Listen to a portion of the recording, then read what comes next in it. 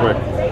So, quick question for you. So, how did this movie differ from, you've done Skin and Bones and other movies, shooting a documentary about yourself, kind of looking back on history. How did that differ? Those were all movies, those were all just really live performances. And this one is not really about the music in a way.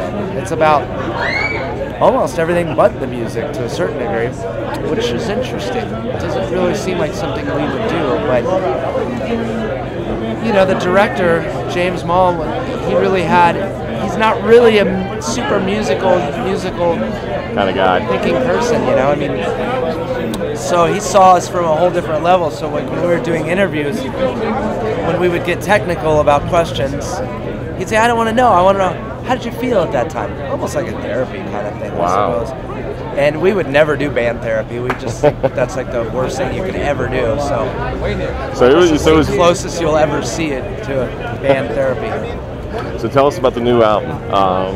Wasting Life. Yep, and I know that you work with Butch Vig, who also did a Nirvana album with you guys in the past. What did you go Not back? With me, I wasn't. Right, but what did you go back to Butch for? I mean, did you guys like him? The sound you were going to get? I think that Dave always wanted to make a record with Butch, and we do like, and we know that he's a brilliant sort of.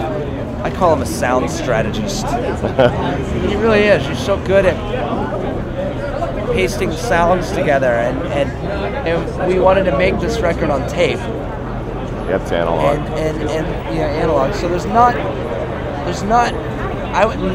lot of the new guys know anything about that. So he's made records on tape. Roy made a lot of his great records on tape. Nevermind, the first couple Smashing Pumpkins records and lots of stuff. So it just seemed like the right time. Yeah. You know, and we love Butch.